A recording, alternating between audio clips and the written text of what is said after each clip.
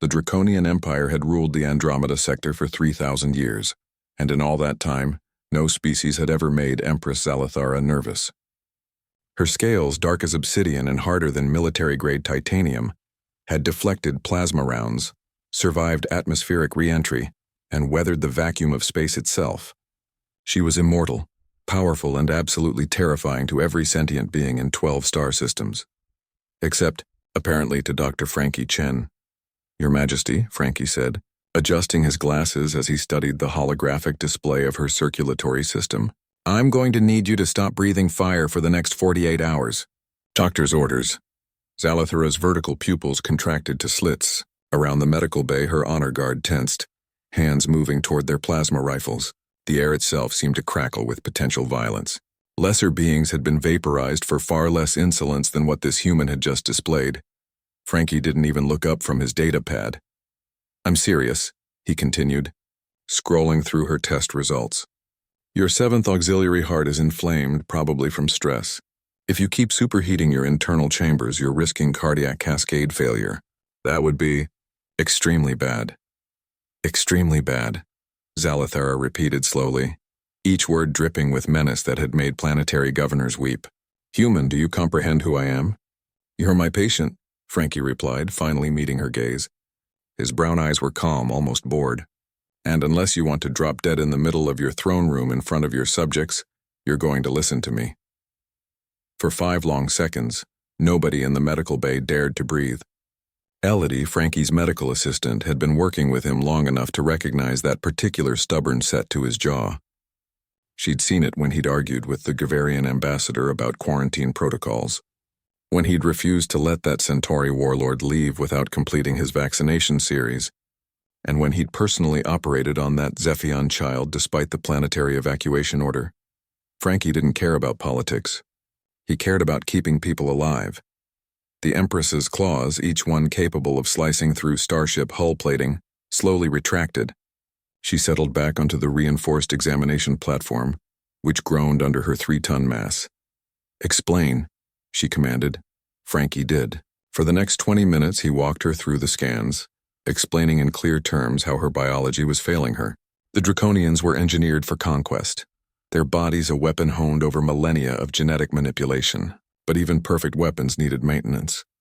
"The problem," Frankie said, pulling up a magnified image of her cellular structure, "is that your species never evolved to live this long under constant stress. You've been Empress for 800 years. 800 years of political maneuvering, assassination attempts, war councils, and maintaining an image of absolute invincibility. Your body is literally burning itself out from the inside." Zalathara was quiet for a long moment. "There is no cure for what I am." "No," Frankie agreed. "But there is treatment, rest, actual rest, not just meditation. A reduction in your metabolic temperature and—" He hesitated, then pushed forward. "You need to delegate. Trust your advisors. Stop trying to control every aspect of your empire personally. If I show weakness, there will be challenges to my throne. If you die, there will be a power vacuum that tears your empire apart." Frankie countered. "I've seen it happen. Elodie and I were on Proxima 7 when the Hive Queen collapsed. The Civil War killed billions." Elodie nodded, remembering those terrible months. She'd been fresh out of medical school, and Frankie had been the only doctor who stayed when the fighting started. They'd worked 72-hour shifts in makeshift hospitals, trying to save anyone they could, regardless of faction. Zalathara studied Frankie with new eyes. "You are not afraid of me." "I'm terrified of you," Frankie said honestly. "You could kill me with one claw, but I'm more afraid of failing my patient. That's what you are now. Not an empress, not a conqueror. A patient who needs help." Something shifted in the Empress's expression, a crack in the armor of absolute authority she'd worn for centuries. "Why?" she asked quietly. "Why do you care? Humans have no love for my empire. We conquered your colony worlds, displaced your people." "Because that's what doctors do," Frankie said simply. "Hippocratic oath. First, do no harm. Doesn't matter if you're human, draconian, or a sentient gas cloud. If you need medical help, I'm going to provide it." Elodie watched as the most powerful being in the sector processed this concept. In all her years as Frankie's assistant, she'd never gotten used to this moment.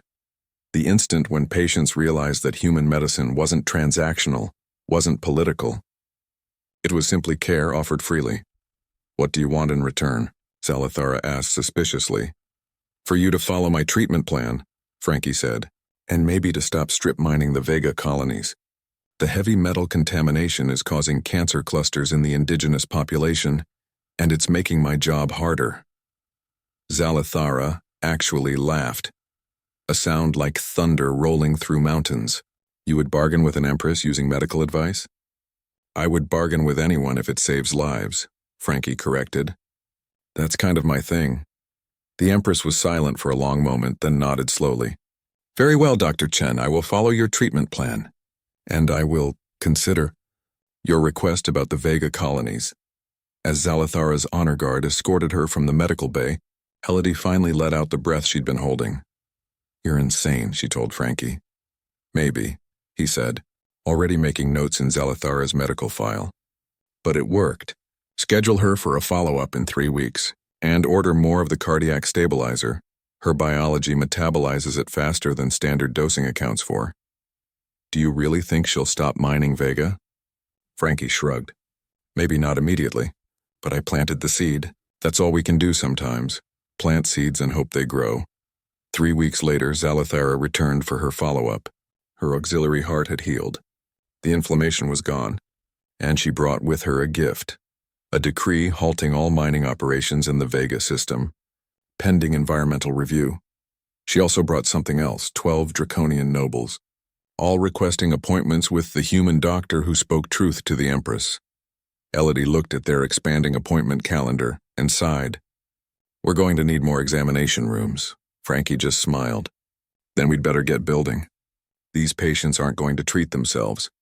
And so it was that Dr. Frankie Chen, a human who cared more about healing than politics, began something no army had ever accomplished: changing the Draconian Empire from within, one patient at a time.